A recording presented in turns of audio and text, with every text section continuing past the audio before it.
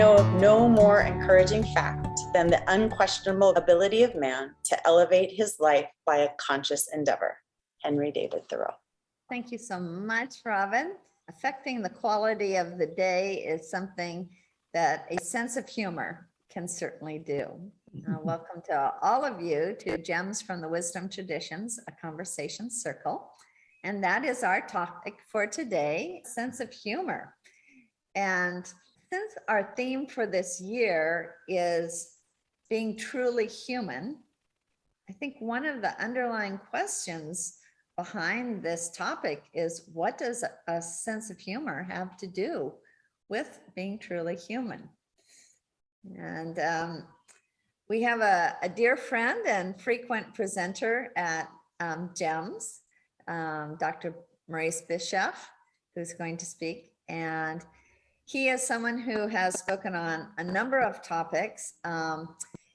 He is widely read, and he's a very deep person with deep connections with various spiritual traditions. He has studied the philosophy of theosophy for a long time. And he also has a wonderful sense of humor. So without further ado, I'm going to pass it over to Maurice for us. Well, thank you. Thank you, everyone, for coming. And thank you, Renee, for the introduction. And I'm just going to offer some thoughts about the subject. And I think it's a really kind of important one because humor and laughter intersperses with life. It's all part of living.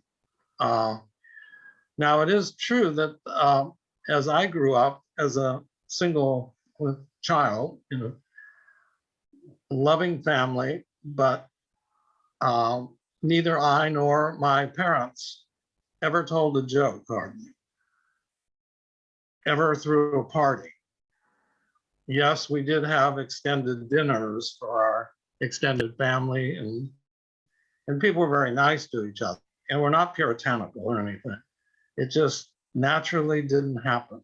So that's what happens in life, right? This paradox that somehow I'm going to be trying to think about humor and laughter, which at least the humor part was not emphasized as much for me. So I'm just going to speak for about 20 minutes or so, and then we could just throw it open. I guess what I'm saying is I'm certainly not an expert in the subject, and I'm not a trainer that trains people how to laugh and all that kind of stuff. So anyway, let's just see if we can all think about it and then just see what emerges from our discussion. And I'll just try to hit some high points. And I want to start very high. The humor and laughter is interspersed. And so I'm going to read this sentence. Anyone who can existentially restore the alchemical and healing properties of sound, speech, and silence, even to some limited extent in the humblest of contexts, in close relationships, or in the company of little children, or in everyday encounters, does a great deal for the invisible tribe of teachers and all friends of humanity. So the notion of that humor and laughter are part of the healing properties of sound, speech, and silence is an interesting thing to consider, and will be kind of a theme as we go through. Now, humor and laughter can be healing, even if only for a moment, because I think it kind of restores balance. And that's the key to healing. All kinds of healing, I think, have to do with balance and rebalancing. And so humor and laughter seem to restore the balance, especially if we use it almost as a magical use of speech, which is available to every human being. So even in the humblest of contexts, as we just said, using our speech appropriately and using humor and laughter interspersed with that, really restoring a balance. A very important balance is the Oxford Guide to Philosophy, looking at humor and laughter. And that, the two most widely held theories by philosophers, the first is that humor expresses the superiority of the individual, who is the one that's amused over the object of amusement. Amusement is always a response to incongruity or contradiction. So then they come up with a bunch of questions like, does it follow that the situation itself is funny antecedent to anybody finding it so? I think that was the kind of question that, well, I probably didn't take a lot of philosophy classes, actually. Like, what is the sound of a tree falling or something? But in any case, in a living room, a world where disharmonies abound with the potential for harmony, we can use humor as a reaction to our own errors or contradictory patterns of behavior we see in ourselves and others, or too much seriousness that we find as we get too serious about something. It's kind of like we're getting emotionally attached to it because it's so serious. And so the humor then becomes a reaction to that, a way of liberating us, freeing our expression, so that we can gain a greater perspective on things, which is a key to rebalancing. So in order to rebalance something, you almost have to get above it, right? Where you have to at least take a different perspective on it to be able to see it in a different context and see it in a different perspective. And of course, those who can see things in multiple perspectives, and it's hard because we're usually involved in something, so we usually get attached to one thing. But those who can see things in multiple perspectives are free enough in their mind to have a lot of humor about it, to be able to break the pattern, surprise people, and at the same time bring them together. So the question is humor and its resulting laughter sometimes, is it an empathic response to the human predicament? Isn't it showing empathy for others, but also empathy for ourselves? Because it's a reaction to our own errors, because to be human is to err. Even Gandhi said there was no perfect action. There's always some error in any action in the terrestrial plane of being, life. So humor is a way of reacting to that. Now, another question is humor a virtue? Which is kind of like a power inside that has maybe a moral quality. And some maybe have more of this virtue to see what's funny about a situation.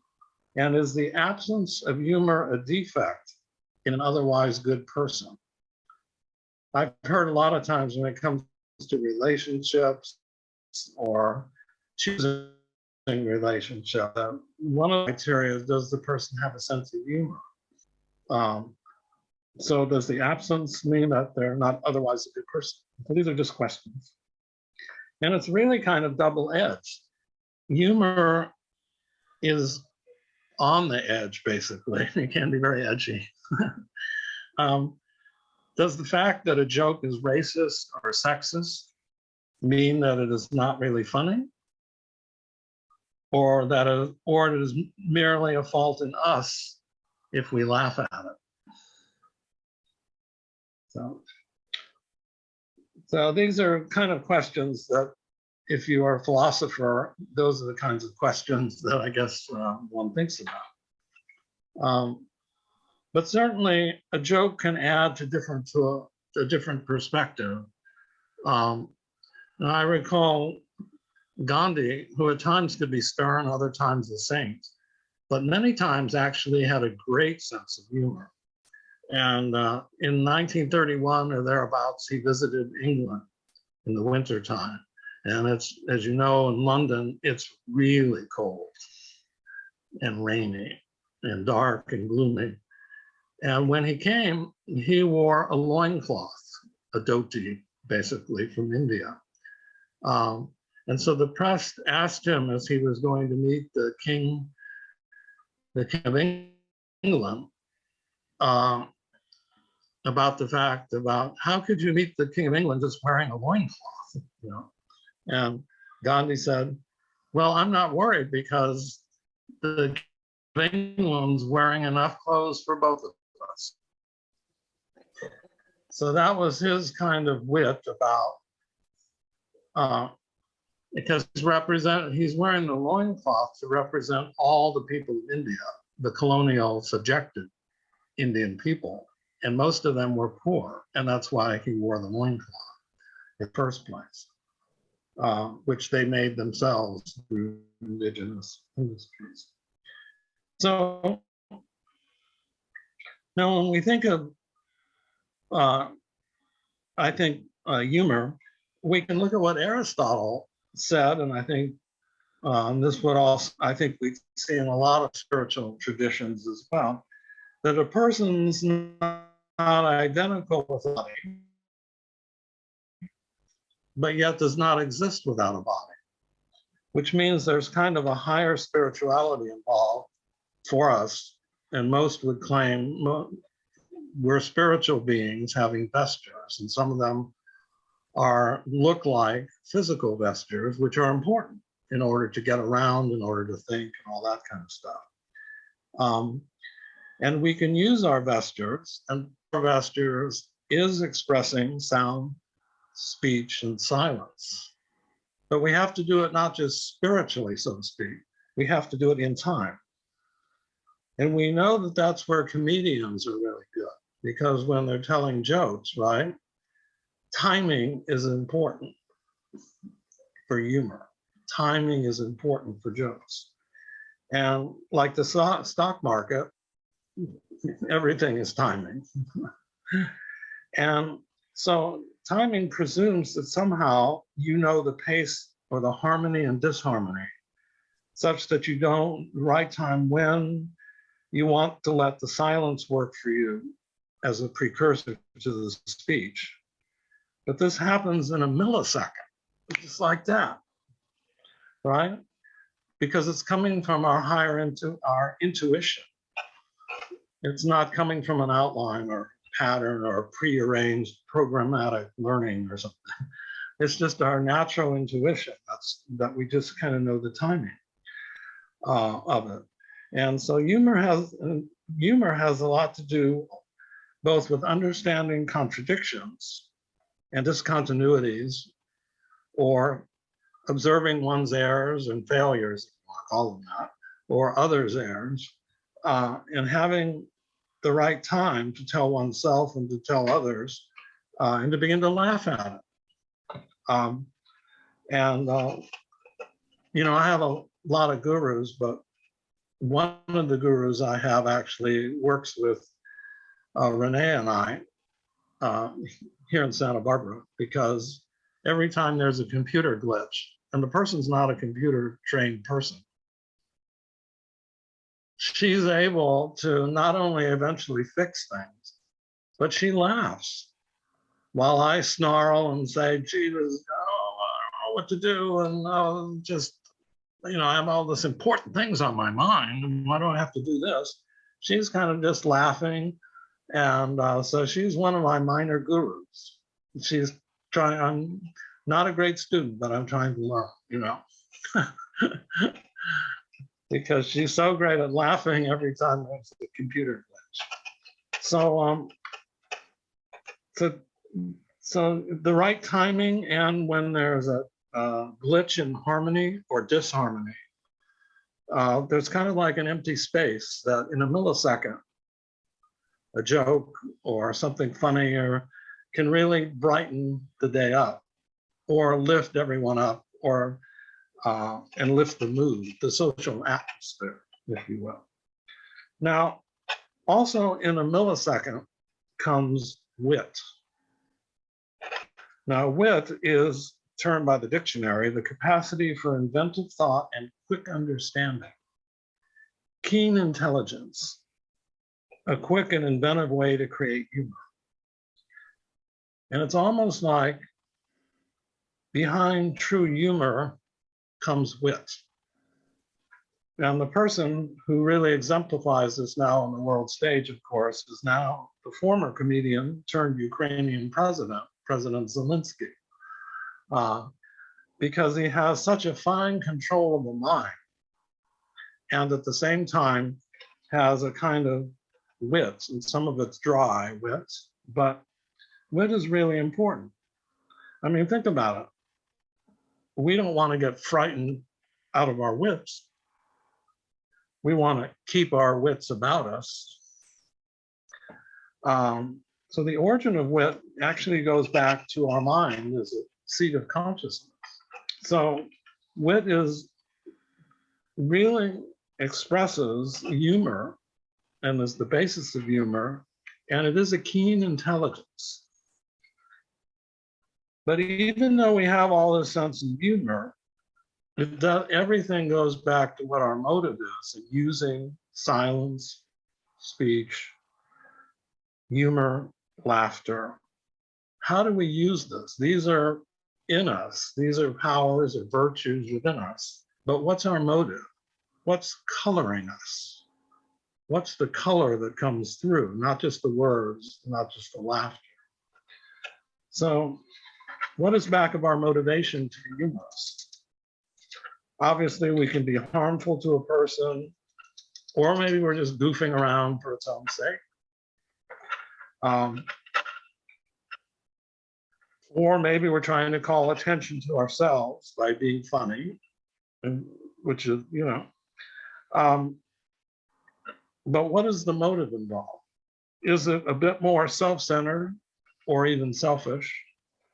Or can humor be also expressed and better expressed to be benevolent and expansive, to be able to lift others, not ourselves? So when, besides just breaking the ice with, being humorous, what humor can do is bring us together. That's kind of what breaking the ice is, right? Moving us from a state of separateness to almost a state of collective individuality. Because all of a sudden we all share in the humor, we all see its implications, so we all now have a fellow feeling toward each other. If, of course, the motive is a good one or a more uplifting one. Humor can really shift the mode of how we interact with each other and perceive the situation.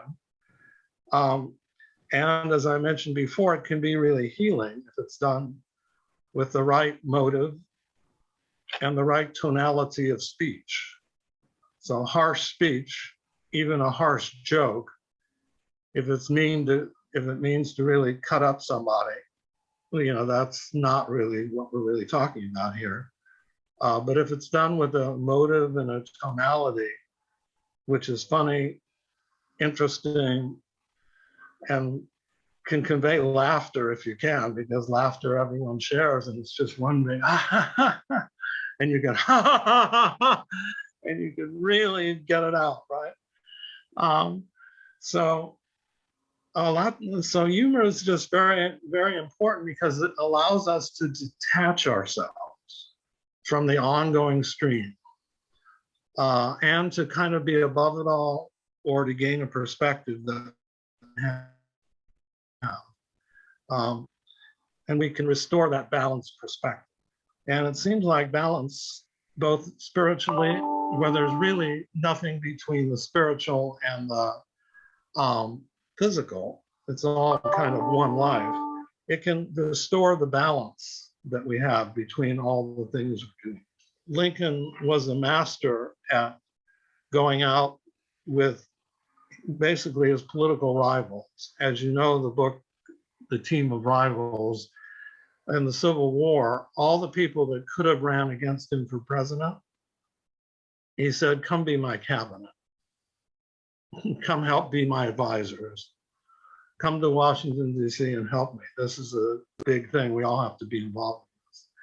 And yet he had you could call it massage, but a lot of times it took a lot of humor and wit.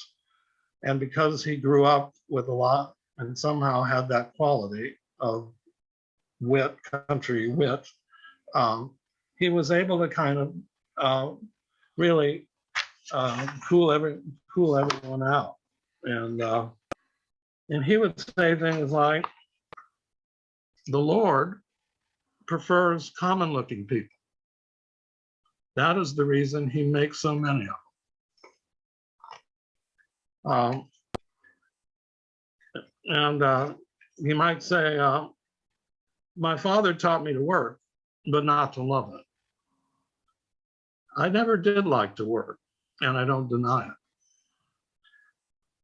I'd rather read, tell stories, crack jokes, talk, laugh, anything but work.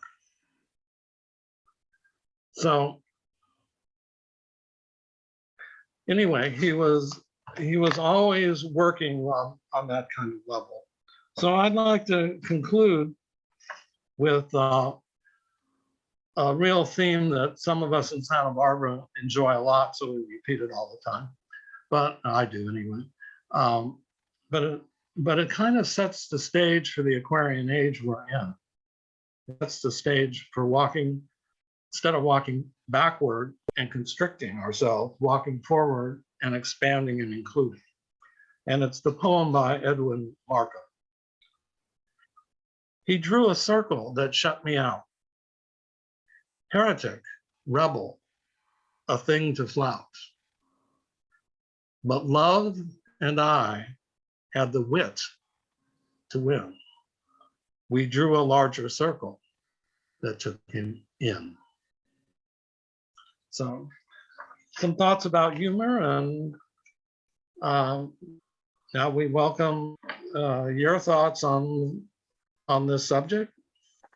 Yes, we open the floor. We're so glad that Roger has joined us, because he's certainly a great wit, and his friend Elizabeth is here too, that who is currently living on island here, and yet those of you who are in Santa Barbara may be familiar with Elizabeth, because she spoke a long time ago at the Institute of World Culture in Santa Barbara. And I see we have Carol Ann joining us from the Carmel area. So welcome everybody to a little conversation on humor. And we'll open up the floor for any comments or suggestions that people have.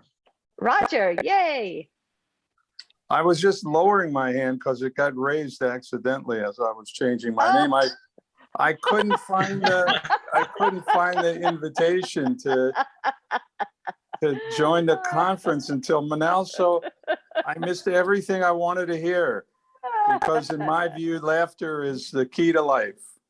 I remember learning when I was a kid that the brilliance of the United States was that people could laugh at each other, laugh at themselves. Yankee Doodle Dandy. That was a way of laughing at the United States when the country was formed. So We're not going to let you off the hook, Roger. Why is laughter the zest of life? there's Why? so many reasons they're hard to count, but one of them has to do with shaking your body in a way that stimulates it to be in sync with itself. In fact, I've been taking laughter yoga classes. Laughter yoga. You want to hear it? Wow. Laughter yoga. You ready? Uh-huh. Yeah.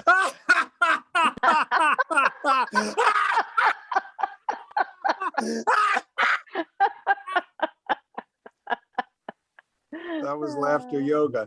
And also, I mean, one of the great things about laughter is it keeps you from feeling too self-important, you know? We get stuck on thinking we're a big deal. And if you can make people laugh, it levels the playing field, and it gets everybody down to the same place where, you know, we're just all the same, no matter what we look like, how old we are, what our credentials are. all that, how much money we have, all that sort of thing. Well, as long as we've got Roger talking, I really want to ask you, Roger, I was thinking of you and something you told us at a hula class several years ago, something about if you keep your eyes wide open, or when you have your eyes wide open, which seems to happen when we have this funny moment, there seems to be an opening of the eyes. Didn't you say that like we can't feel tension or anger or something towards people with those wide open eyes? If I did, it was a brilliant thing to say, I know. But I think I think you're right. It's very hard to hold on to your attention when you're laughing, no matter how. And I've been in many, many situations as a lawyer for 50 years where just getting people to, right at the moment when they're going to kill each other, just to tell a joke and get them to laugh. And all of a sudden you get back down to a more reasonable conversation. So I just can't go on enough about how I think laughter keeps us from misery. There's plenty of that around. Thank you so much. Let's call on Carolyn. I see your hand up, and then we got Kevin. Just some initial thoughts. It seems that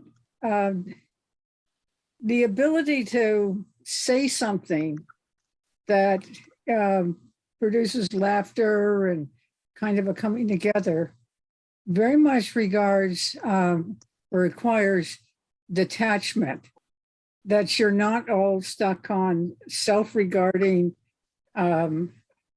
worries about what you're saying, how you're saying. There's some way in which you are connecting with and seeing, having some insight into a situation, into the people that you might be with. And so it's another way of saying this is if you're really filled with interest and love for other human beings, you're much more likely to see something and say something that brings about laughter. What I love about that, Carolyn, is that it's uniting the mind that Maurice mentioned with wit, with the heart quality of good intention that Maurice mentioned, that you're connecting with love. Yeah. And there's also that you added this word of interest. If you're interested in other human beings, right? There's something about that gives us that engagement and connection when we're curious about them, and also we care about their welfare. Yeah, I just wanted to add to Carolyn's comment, which is very good, and that it also adds to trust. You really trust people more because maybe, as Roger said, it's all part. We're all in it together, so to speak, and we're not that self-important. But it adds then to trusting each other. I just wanted to ask your opinion on something, Maurice. I agree too that humor is kind of, if you can make somebody laugh, it kind of takes them on a vacation about what is happening throughout the day. So much like Roger, I'm a firm believer in humor. But when it comes to humor that is not so much typical, but more poking fun at, for example, like the famous comedian Joan Rivers, she made a joke one time saying, the only child I could ever stand was Helen Keller because she didn't talk. And to some crowds that may be hilarious, but to others that may be very, abrasive. But I also feel that much like freedom of speech and freedom of expression, people know generally what they're going to get if they're going to be an audience member in that kind of crowd. Do you think that humor, even though it may be found, intrusive on somebody else, is that okay? It's a difficult question. Well, I think it is a difficult question. Obviously, again, as we talked, it's about the motive and all. But if you're really trying to make fun of someone, my personal opinion is that I don't think it's so good. Of course, I would never then attend such an event. On the other hand, you do have to allow some degree of freedom of speech. And where those limits lie, that's something for the society to think about. But I don't think ridiculing someone just for the sake of calling attention to yourself, really, to your own ego by doing that, is very, it's not pointing us to coming together, and it's not pointing us to really uplifting the social atmosphere, but it's rather separating us, isn't it? And degrading us. So there's certainly a moral statement that says that isn't a very good use of humor. But as I tried to point out, humor is just part of what we've been given as human beings, as potencies of speech and silence. And so we have to be more conscious, even as consumers, of what it is we decide we want to listen to, and where we want to go. That's just my opinion, Kevin, but you raise a very good point. Yeah, that it's interesting if you think of the two great, or a couple great humorists in America. Will Rogers was the kind that really brought people together, and it was able to make political humor funny and not be abrasive. But Lenny Bruce, for example, really took seriously that kind of racism in America, and he was very popular amongst blacks. Even though he would make racist humor, but with a deeper kind of point. And I was trying to think of an example, and the only one I can think of was not really that racial kind of thing, but the Lone Ranger and Tonto were surrounded by Indians, and it looked like they were done for. And the Lone Ranger said, okay, Tonto, I think this is it. We're going to die. And he said, what do you mean we, white man? Pale face. I think the phrase was pale face. What do you mean we, pale face? Or Kimosabi. But I think that's a part of it. I was reminded as you were speaking, a couple things that were different than I was thinking of, which I'm going to think more about. But one of them, Kierkegaard, talks about stages on life's way. And he says most people really go through life without deeply being a true individual. And that one of the first steps is to enter into pleasure, the aesthetic sphere, where you're just in for your own enjoyment. Don Juan kind of is the example he gives. And he says eventually that will lead to a sense of boredom and push you into the ethical sphere of life. And there again, you can go around and the key example there is a judge who will make judgments about people and punishments and things like that.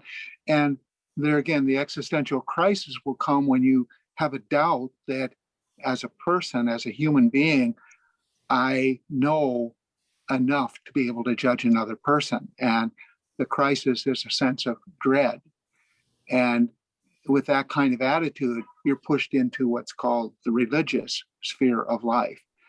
And then he talks a little bit, it's very interesting, within the religious sphere of life, there's a point where there's a crisis and you want to enter into the spiritual. And he says that transition is humor. So I thought that was kind of interesting. I'm reminded of a joke. If you really want to make God laugh, tell him about your plans. Yeah. Well, I want to, before calling on Cliff and then Cheryl Ann, I want to make a comment about Kevin's question regarding somebody like joking about children, that the only child she would want to raise would be Helen Keller, who couldn't speak. And one of the things that's said about humor is it's only funny if there's some element of truth in it. And you know, I suspect many of us who are very, very loving parents have had some days where we just wouldn't mind having Helen Keller as a child. And so I can imagine being, you know, at that comedy act and just howling with laughter at hearing that. And it's not that I hate children. It's not that it's just that it holds a certain edge of truth that I can relate to.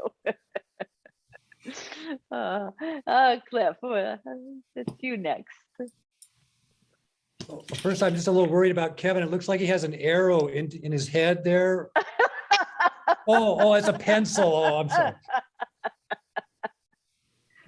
My question, Maurice, or everyone, is I was thinking back to one of Plato's dialogues, the Symposium, which is about love. But at the very end of that dialogue, Socrates gets into a discussion with Aristophanes, who's considered to be the father of comedy in the West. He wrote all these plays, one called The Wasps and the Frogs, and they always had some form of comedy in them. And they got into a big discussion about whether the best writers of comedy would also be the best writers of tragedy. And that's certainly the case with Shakespeare, who wrote tremendously great comedies as well as tragedies. And I'm thinking recently now in Ukraine, what I'm hearing is that so many of the Ukrainian people are dealing with the tragic circumstances that have befallen them with a tremendous sense of humor.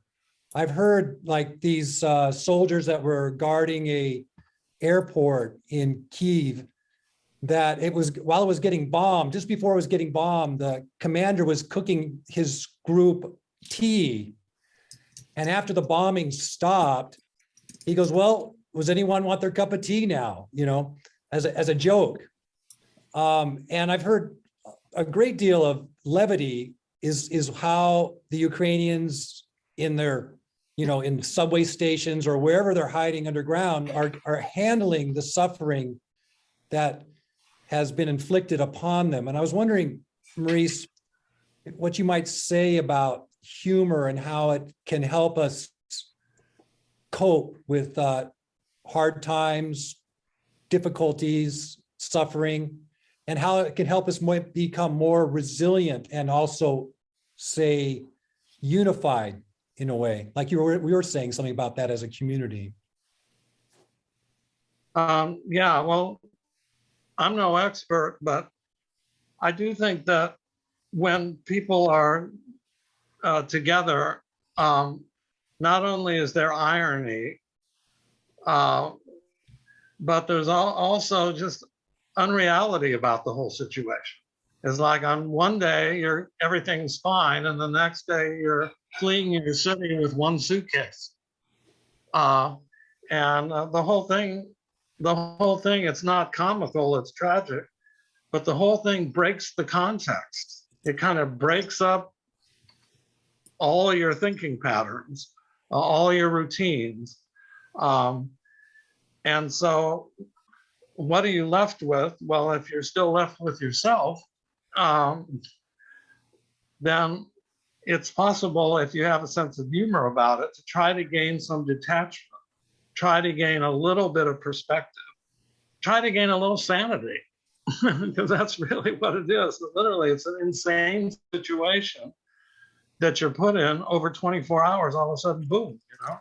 So I think humor and all the sarcasm, and some of it's kind of dirty, and dirty jokes, that is, and some of it isn't. But in that particular context, it is a way of giving people a sense of sanity and a little bit of balance, because you're so out of balance, you're so been pushed out of everything, that to try to relieve balance is to always see that whatever is happening, and even if it comes close to death, right, that there's something higher, that there's something about us both as an individual, but also part of a community where there's something beyond that. And humor lets us starts to be able to show the ironies, the contradictions. Anyway, that's just my first response, but I'm sure others should also respond to Cliff's great question. Let's see. Let me call on Carol Ann. She may even have a little insight into that very question in addition to any questions she might have. For me, this subject, and a key word that you just said, Maurice, was it provides detachment. And in psychology, specifically, I think of my time as a pediatric nurse. Children love humor. It doesn't matter time of day. It does not matter what has happened to them. You brighten that kid's day, it is going to make or break the difference of how they cope with a trauma that any kind of hospital setting provides a child. You're disrupted, you're not at home, you're not with your family. And so us as trained RNs and nurses and highly specialized people, we would get down on a kid's level and become 3, become 5, become 7, become however old we needed to make the kids feel safe, because laughter is the best medicine. And there is a doctor that Robin Williams did a great movie about called Patch Adams, in which Robin Williams projects himself as this physician that he's a real doctor. He goes around the world. He owns the Gesundheit Institute in, I think, West Virginia or somewhere. And I looked him up because I was so fascinated and moved by how much children responded to laughter. And that even myself growing up as a sick child, I can remember having my first invasive medical procedures at 2, 3, 4 years old.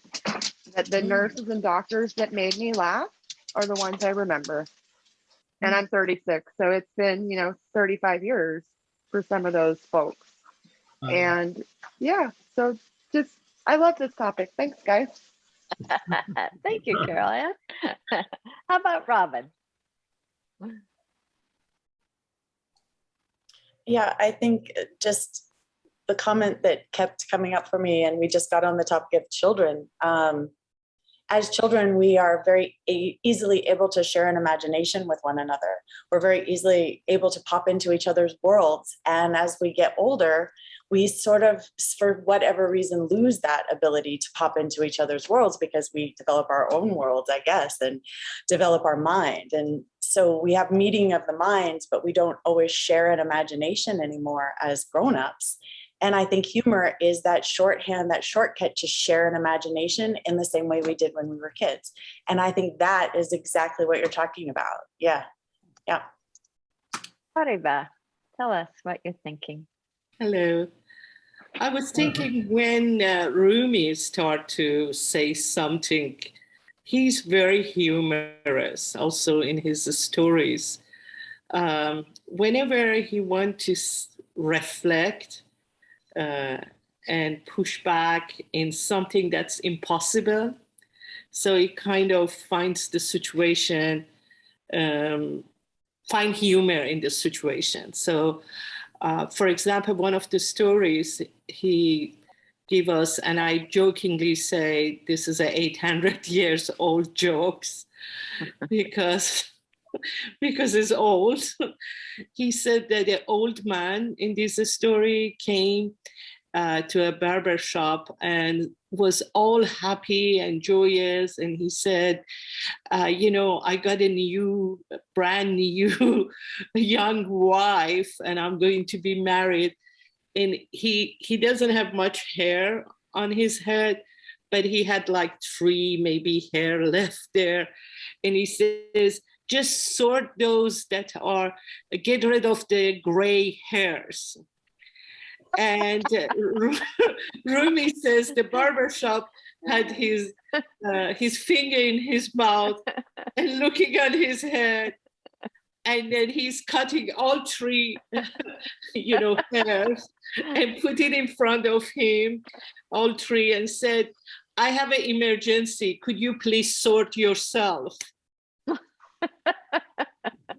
So I think that's really kind of a self-reflective, that as human, we want, old man wanted to get married to a young girl. So the desire, the power of desire, that can be kind of absolutely not having anything to do with the reality. And he said, okay, I'm going to cut it and let the sorting to you. Alice, can I ask you if you have any perspective on this, possibly from the Feldenkrais tradition and maybe from something else?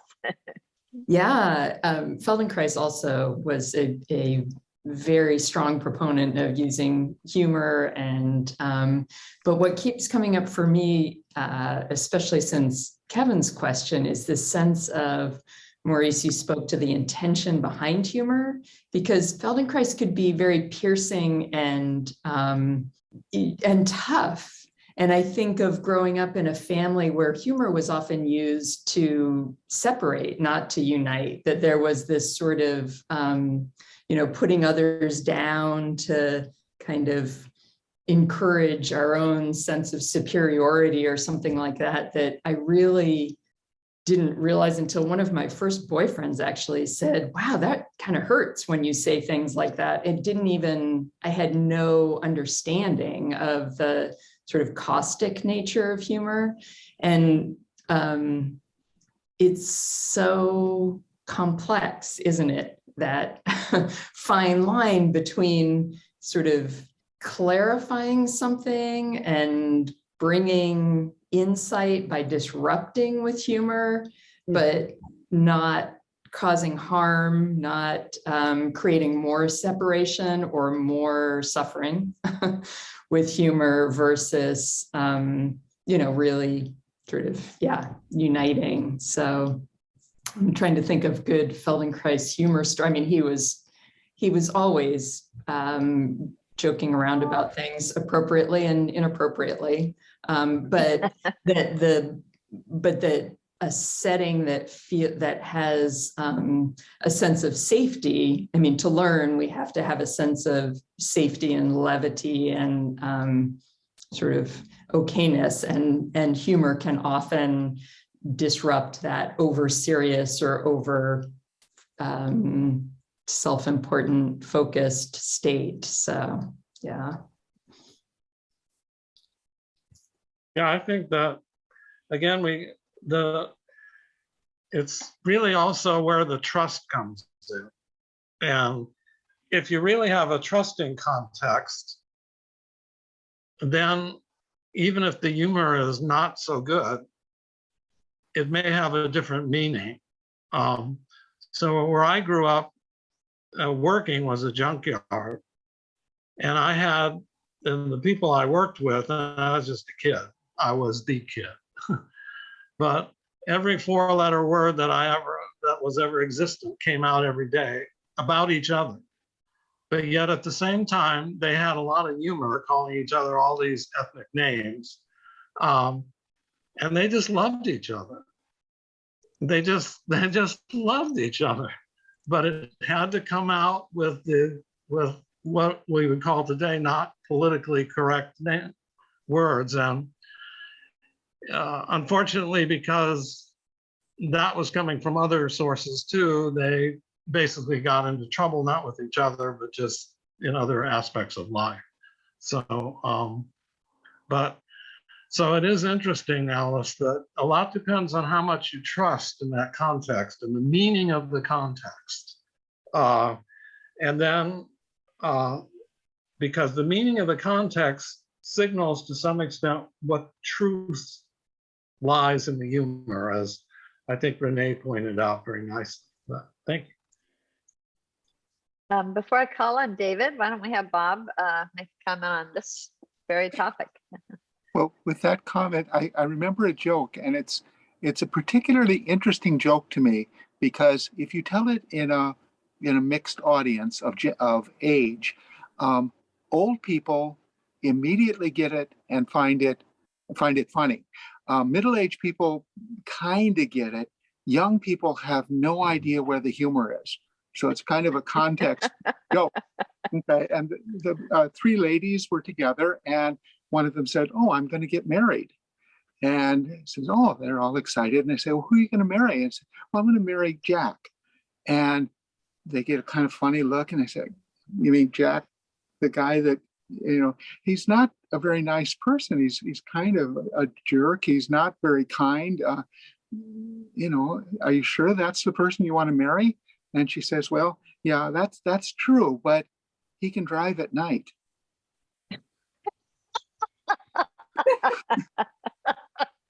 Oh, did I just reveal my age? Not everyone laughed,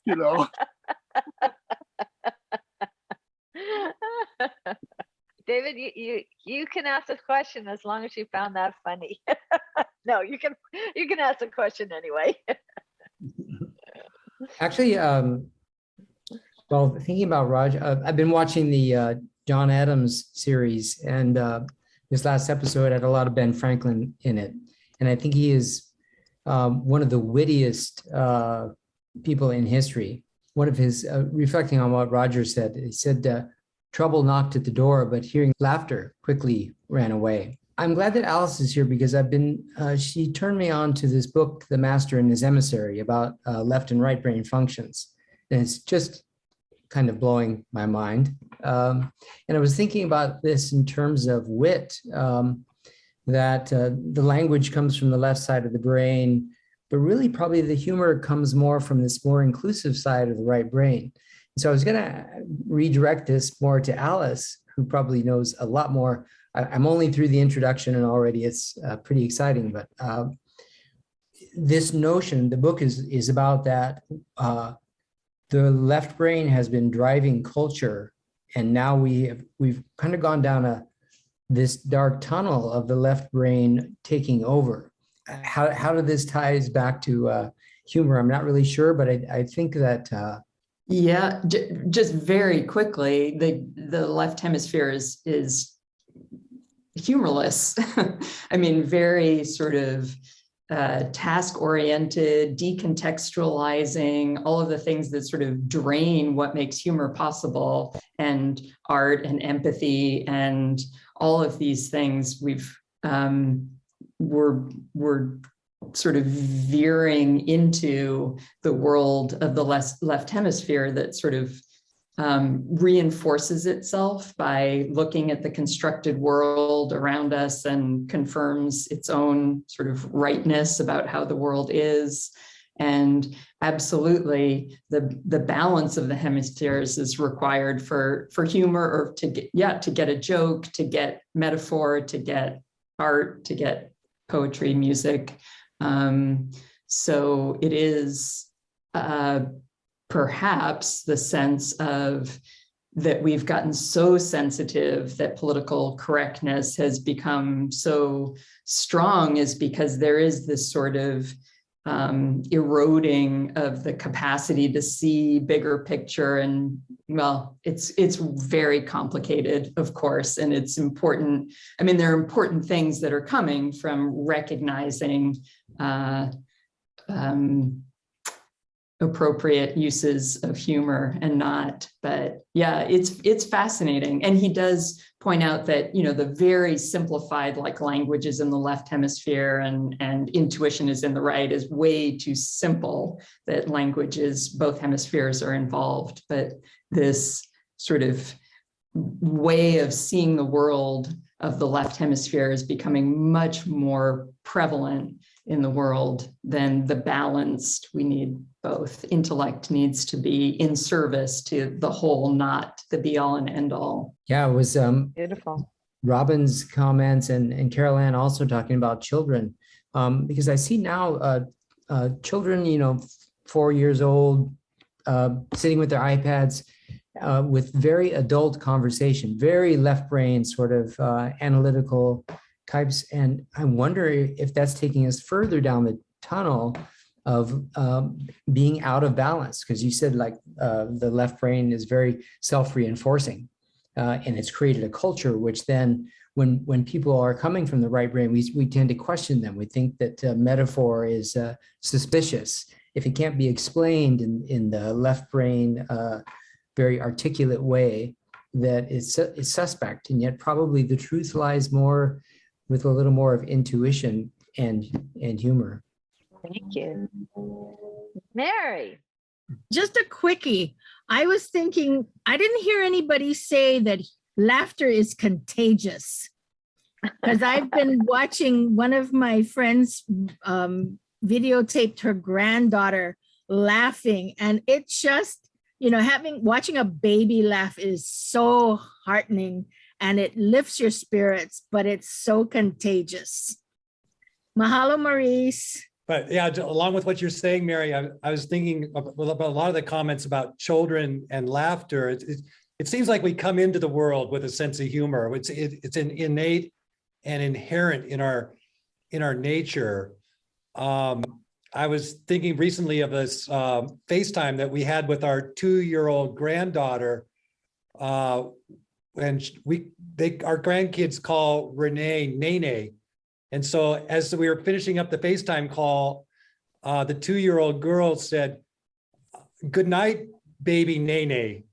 And it was just this, it was like so out there, but it was just hilarious. It was hilarious. It was in the moment, the spontaneous moment, it was hilarious. It was, to me, it almost meant like she was saying, we're all equal as souls. We're all, there's not this higher, lower kind of thing. We're all human beings, but coming out of the mouth of a 2-year-old, it was just utterly hilarious at the time. So yeah, I think humor helps us become childlike again.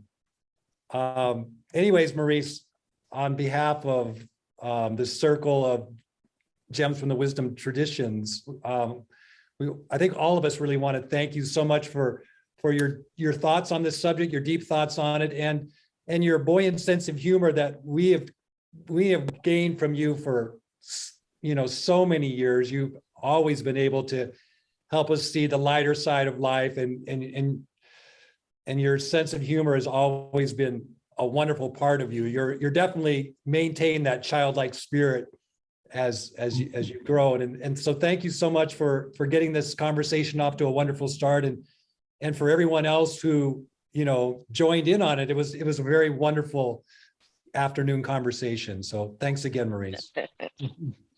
Touche. Thank you all for coming, and wonderful conversation.